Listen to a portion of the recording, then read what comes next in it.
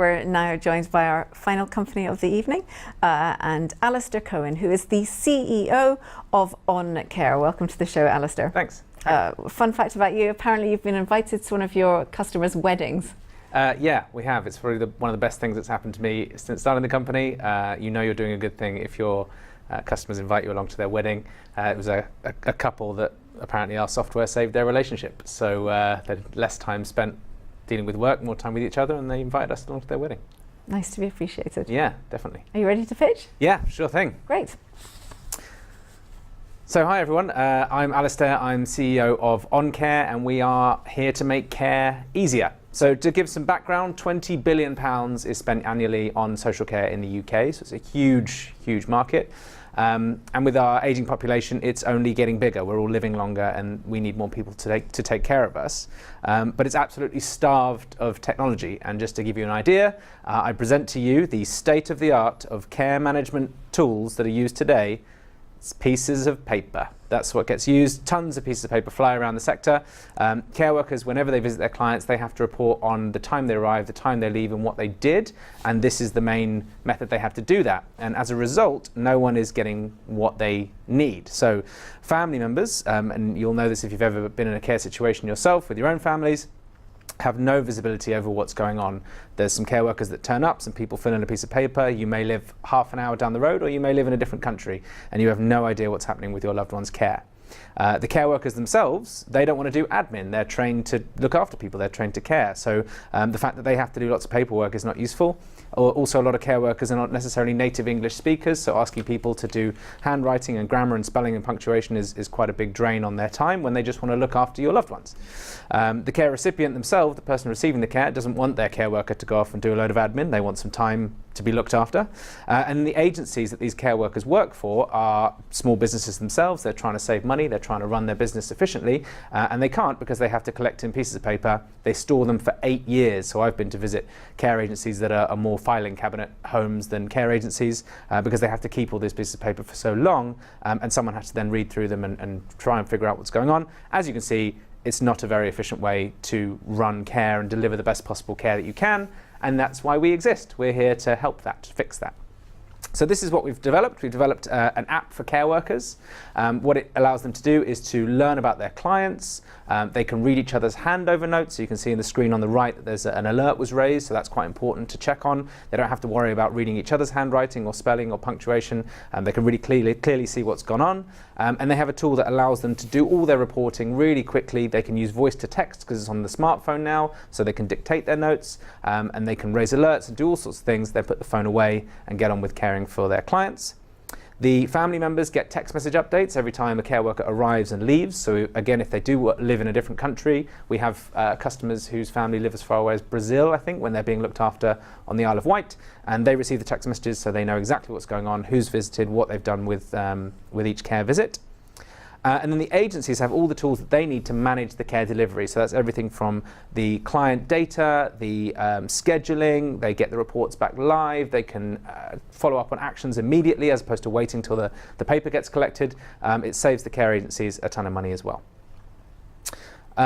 Just to touch on some of our traction that we've seen to date, we are now live with this slide's already out of date. We're now live with 90 care agencies around the country, sorry. We've got 600 care workers that use our app as part of their day-to-day, which is fantastic. I very much remember the days starting the company when it was one care agency and just a few care workers.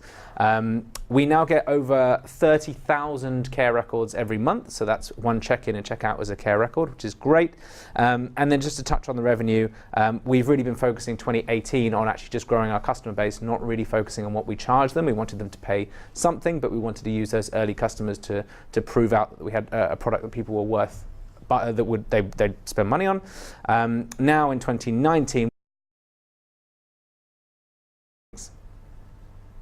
Thank you, Alistair. That was a great pitch. Steve, any questions? Yeah, great pitch.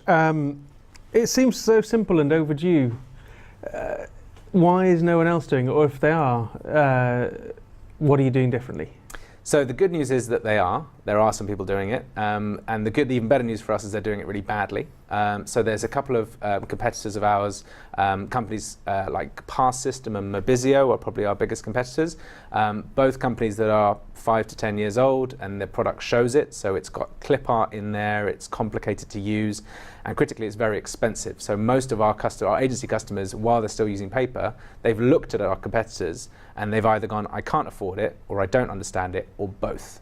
So we've come in with a product that, as you can see from the screenshots, really simple to understand, really easy to use.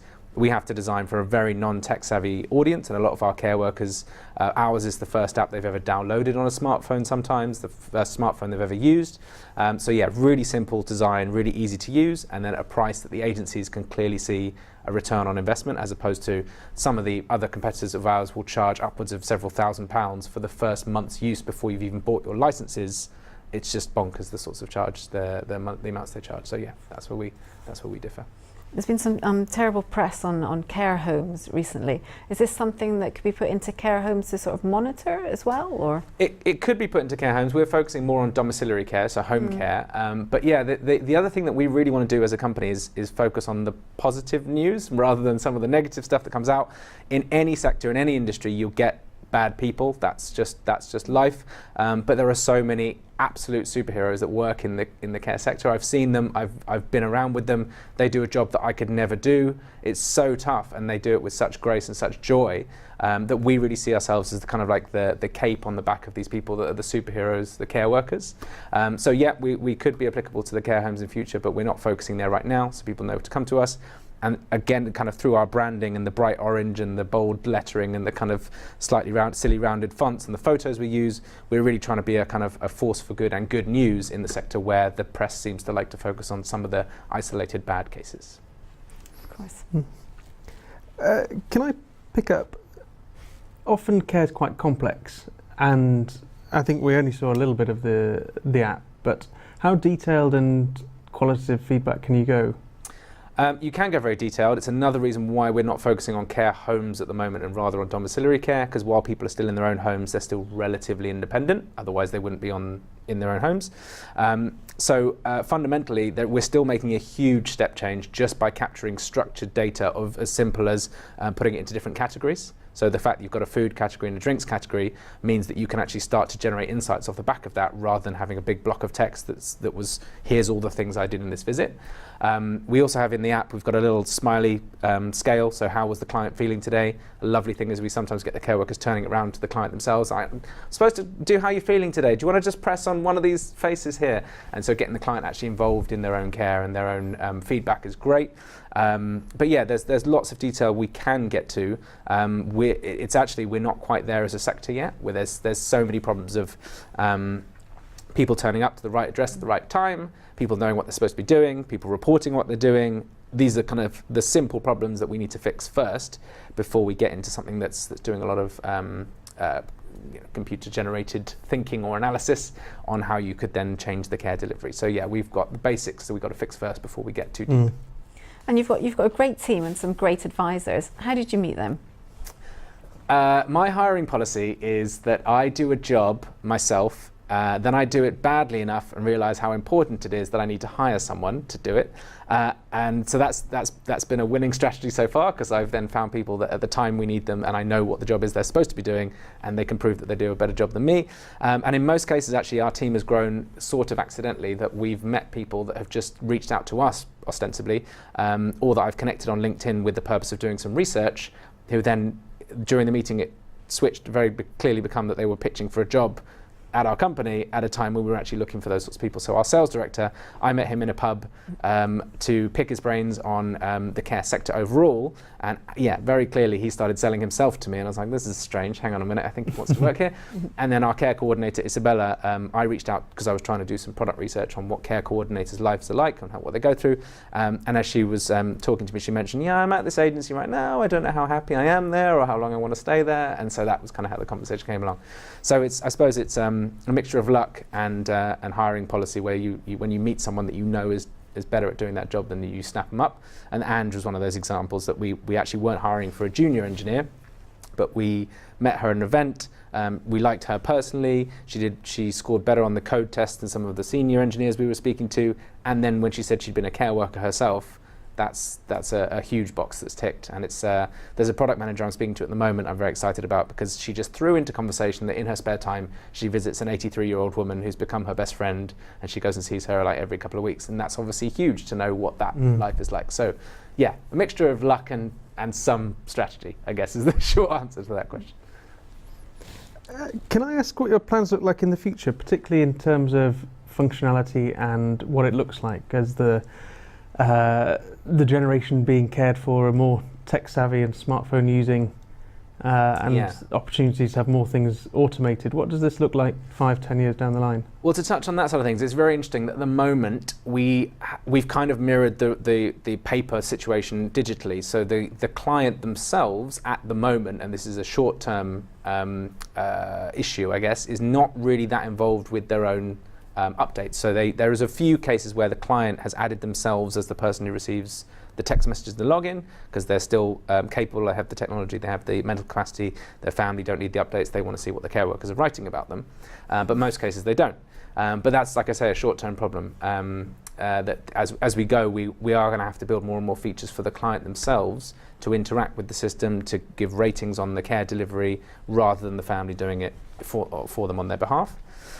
For us specifically, the future looks like, as I mentioned, the marketplace we want to get to. So we'll have two branches of the business. We'll have a software provision that's helping with things like medication management, assessments, the feedback tools, and a load of other modules we've got planned for the SaaS side. But we've also got the marketplace. So for me, the dream for OnCare is to become the brand that people associate with care. Because if you think of one today, unless you've gone through a kind of care search yourself, most people don't have you have a brand that you can think of for cars or for property or for, even for medical services like GP services through Babylon now, they're getting a lot of coverage, but there isn't one for care, and that's where we want to be, both for the family side and for the industry. So there's a lot of interesting change coming, and we want to be that positive force, as we talked about, behind a lot of that change. Alistair, that's all we've got time for today. Thank you so much for coming on the show. Thanks a lot. Thank you also, Steve, for joining us. If you'd like to find out more about OnCare, you can do so at Syndicate Room on their website.